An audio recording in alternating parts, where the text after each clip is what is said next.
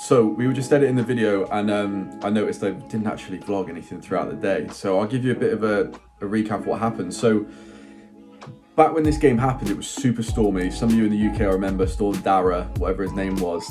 I turned up to the pitch, did an inspection and said no, it wasn't safe, it was waterlogged.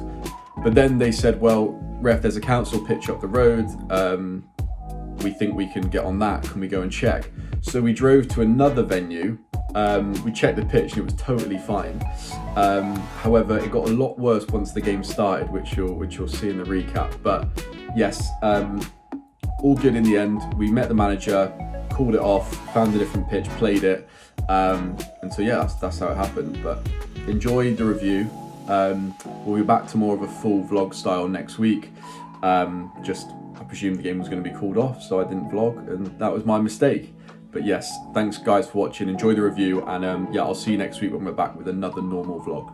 I've been reflecting on this game a little bit over the past few days, on my decisions, how the game went and things like that. Both these teams know each other. It's a little bit of a local derby. A lot of the boys that are playing are friends with each other. And so it got naturally quite heated.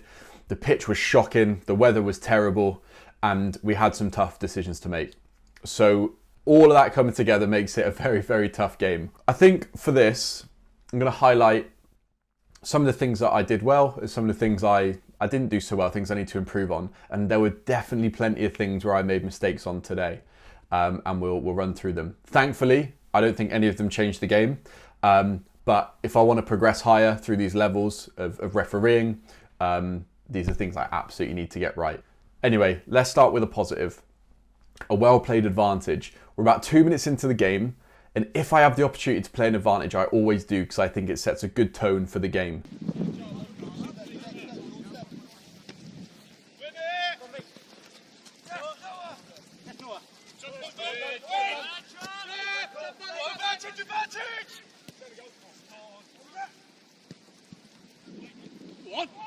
We play a good advantage, and unfortunately nothing comes of it. However, let's break it down and why I gave the advantage. So, Tigers win the ball back, and as he's about to play it down the line, this lad comes in and just makes a late tackle on the lad who's played the ball. Now, immediate foul for me, clear foul to give. However, as the ball comes in, I'm already looking at where that ball's going to end up, and what I recognise immediately is that we have a 2v1 situation out on the wing, which is a clear opportunity for advantage, right? They're just approaching the final third and they're going to have a 2v1, and so absolutely for me this is an opportunity to play advantage. Obviously he controls it, he goes play, I give it the big advantage, and yeah, as you can see, nothing comes of it unfortunately, but it's definitely the right situation. In the last vlog, some of the feedback I got was that you'd like to see all of the goals that happen in the game. So rather than me just review the footage, we will review the whole game, and I will show you all the goals that happen as well. This is the first one coming from a corner for AFC Cheltenham.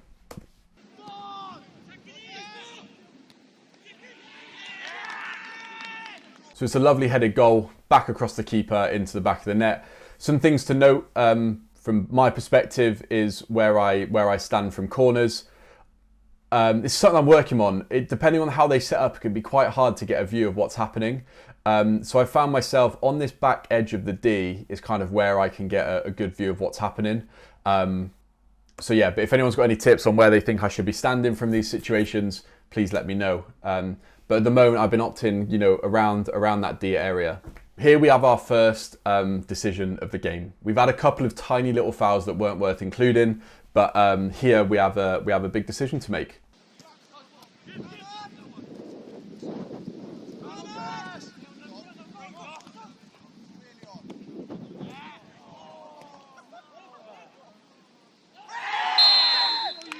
For me, clear penalty. Let me know what you guys think in the comments.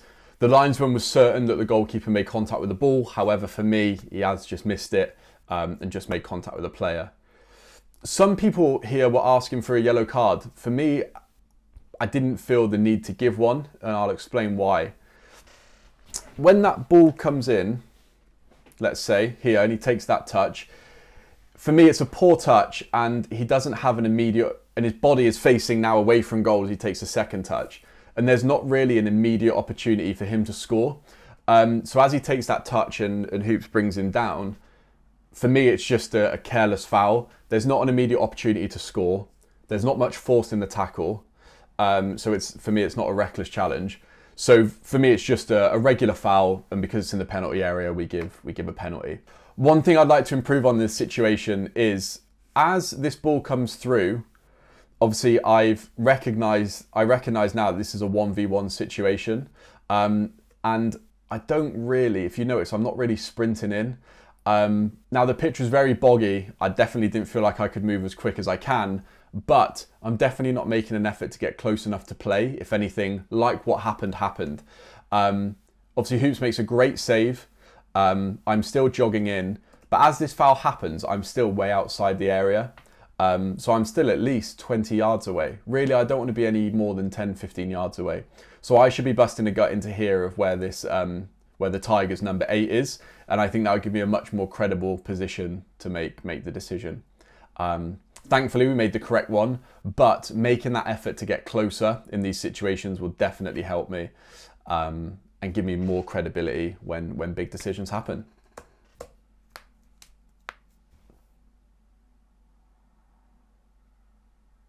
Ouch.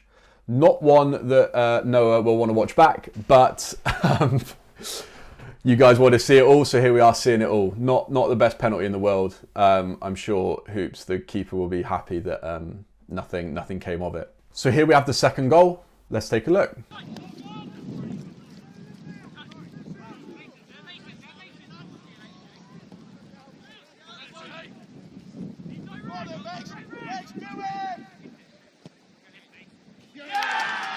So great finish. So 2-0 to AFC Cheltenham.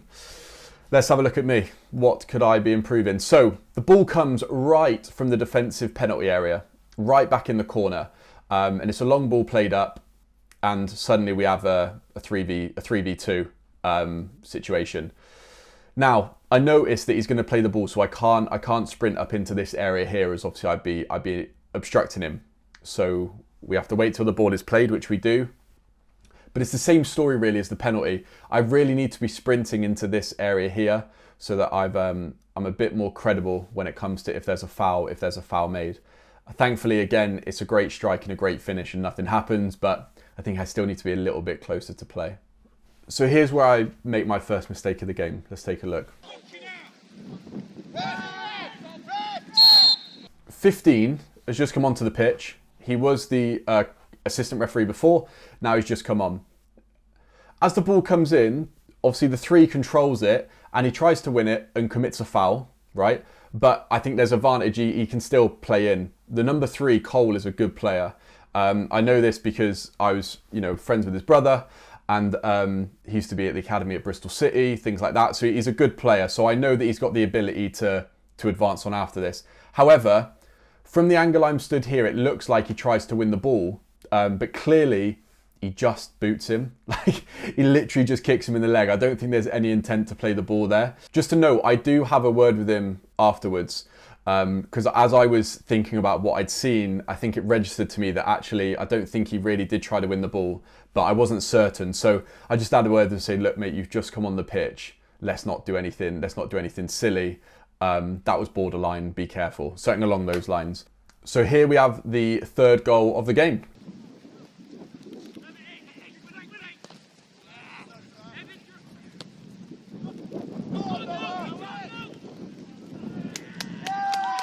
Another great finish by Noah, the forward. But again, a similar story for me. The ball comes in. I'm in a good spot for the Tigers' attack as they come to play forward, but there's the change in possession and I don't transition quick enough. So the ball transitions into the attack. I check on this player, I'm a little bit slow, and as that ball comes through again, I try and make a sprint, but I just don't. I tend to slow up.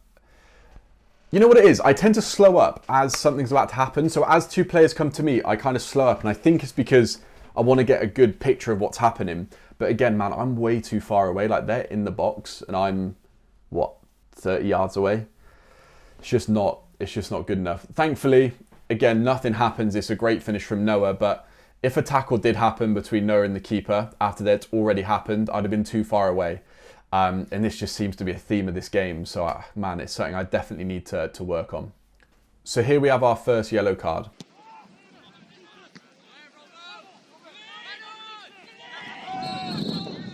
So the ball comes in, lad gets control, and he comes inside, and the lad slides in and catches him late. For me, it's very, very hard to see on the video, but he catches him quite firmly and just around the ankle area, not necessarily on his foot. For me, it was a reckless tackle and warranted a yellow card. But let me know what you guys think. Obviously, it's the first kind of slide tackle that we've had in the game, but yeah, for me, it's clear. Here is where I think I make my second error in terms of like a decision.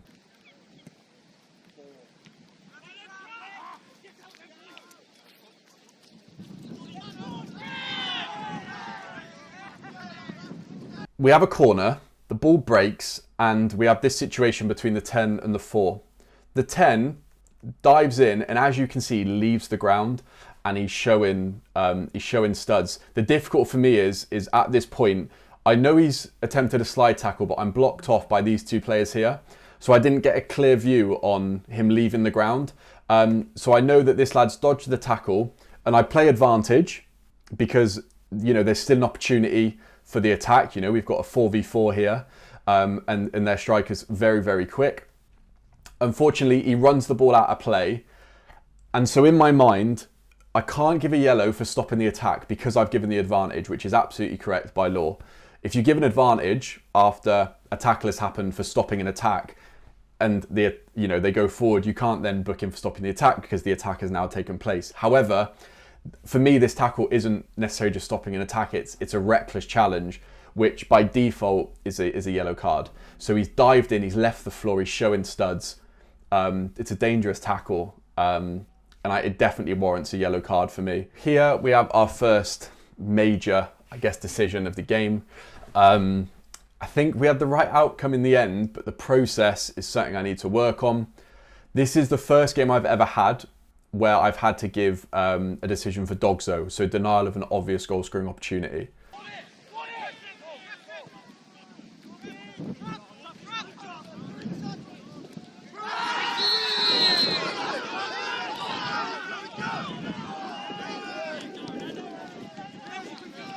The ball comes over the top, and as soon as he's turned around in my head, I'm saying to myself, okay, now it's Dogzo, Dogzo, Dogzo. He's 1v1 with the keeper. If there's a foul that happens here, outside the box, it's a red card. It's simple as that. It's a clear goal scoring opportunity. Now, when the foul happens, for me, it's a clear foul. He comes straight through the player on the side, but I realised that I'd already booked this lad.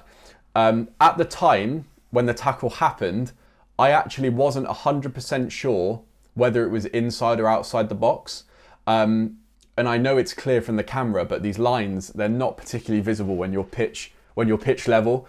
The pitch was so cut up and the grass was long, I didn't actually see where the line was. So as I'm running in and I've given it, I'm looking on the floor to see if it's in the box or not. And because I know he's on a yellow, I just think, well, either way, it's a second yellow. If it's in the box, it's a second yellow. If it's outside the box, it's a straight red. So I pull out the yellow card and show him a second yellow. Because the foul was outside the box, this has to be a red card. It's a straight red. Now, in terms of the ban for the player, it's both going to be 1 game just because of the nature of the foul. It's not violent conduct or anything like that. So it would just be a 1 game suspension for 2 yellows or the straight red in this occasion. However, by the letter of the law, this is a straight red card. But you'll also see that I've still got the yellow card in my hand. So as I show the red, I've still got the yellow here. So it's just a bit messy.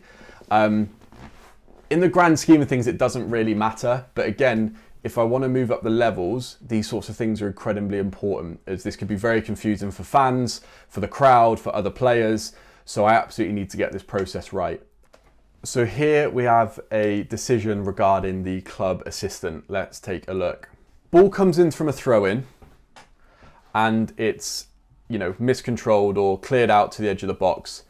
Now, the number 6 plays the ball in, and the AFC Cheltenham striker makes a run across the box to win the ball and scores. Now, The assistant said that he was offside. From here, it looks like he's not. But when the time the ball was played, I had no idea. And so it doesn't look like he comes from an offside position, but he may have. It's very difficult to tell from the camera angle. And after chatting to the assistant, he said that he'd come back from an offside position. From where I was stood, I had no idea. And there was no reason for me to think that he'd got it wrong or that he was cheating or anything like that. So for me, I think it's an honest mistake. It's very difficult to run the line. So I give the goal as offside, which again is tough to know. One thing I would touch on here is when you get these situations, just tell the players, look, relax, I will go and deal with it, because everyone comes running in, calling him X, Y, Z, cheat, all of this. So I tell them, lads, leave it. I'll go and have a chat with him. Let me deal with it. So here we have another penalty decision.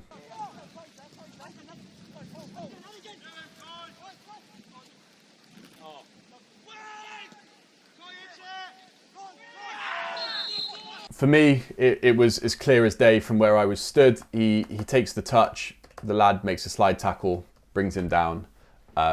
Clear penalty for me. Unfortunately, obviously the ball gets kicked away. We don't really see the reaction of the players, but there was a general acceptance. Some were claiming that he dived, but for me, from where I stood, it was just, yeah, it looked like a clear penalty.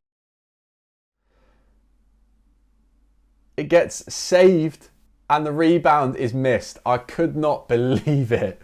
It's a great save from Hoops. Yeah, he gets a great hand to the ball, but I have no idea how the rebound is missed. I don't think Harrison will want to be watching that one back. Here we have another yellow card situation.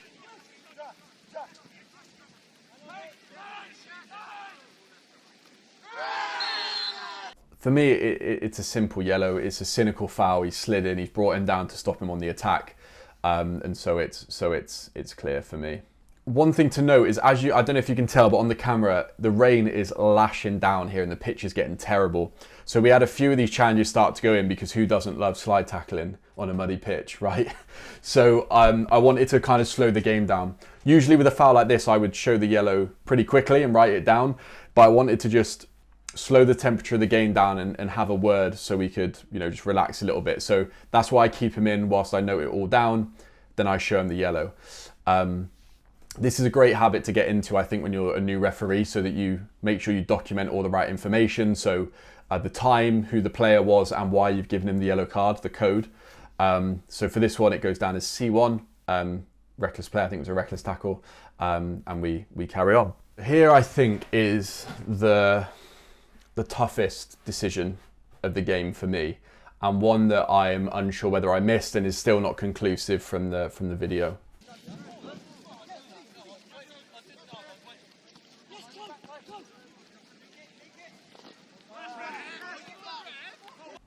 In the moment, I knew that I needed to blow the whistle for something. I knew something had happened, but the reaction of the players, and credit to them, right? The way they just get up and crack on after this is brilliant. They just get up and they crack on. However, I think this is just such a clear red card for 11, right? You can see the ball's going under his knee. He's over the top. He's probably made contact really high up his leg, but my angle on it is terrible. So when the ball comes in, obviously I'm pirouetting to get out of the way. I'm glancing over my shoulder. I briefly get blocked off by the 4, and then when contact happens, obviously I'm looking right down the barrel of the lad in red. I couldn't tell where contact had been made between the players, but watching it back, I think it's clear that the red is very late. They both get up and crack on, but I mean, I think it's a terrible tackle. And the lad then comes to complain to me afterwards, basically saying that it's a red and, that he's going to lay one back on him, which, is not ideal, but I can understand. But his reaction after the tackle just made me think that nothing had happened, which is why it's so important to be in the right position. Here we have the next goal.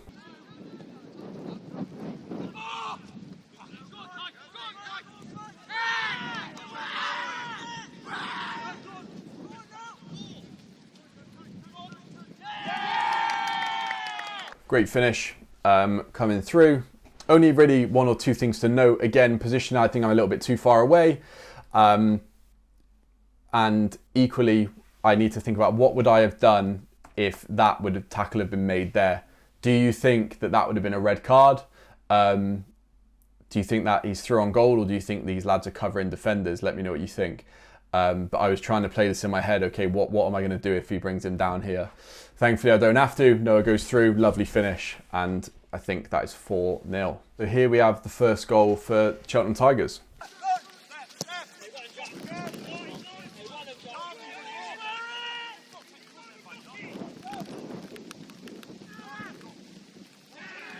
Let's take a look at the offside shout by the centre half. Very tight. Obviously the ball's already been played here. I can, yeah, very, very close. So I think, yeah, it's tight. You know what? Fair play to Banyard, because a lot of club assistants will just whack the flag up if it's close, but he really does try to do a top job. He's also part of the management team, and he's always, every time I've refed, he's been honest on the line, and that's about all you can ask for. He's not going to get it perfect, but at least he's honest. Then the ball comes in, bounces off. Obviously, then we try and get rid of the ball. There's a bit of a pushing and shoving. It's just handbags, nothing really to write home about. I just tell him just to settle down a bit. We don't need it, and we just crack on.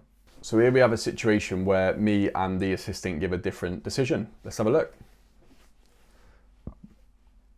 So he tosses for the ball, and then as the Tigers lad tries to cut inside, it looked to me like he then kicked it onto the AFC Cheltenham player who's put it out for a corner.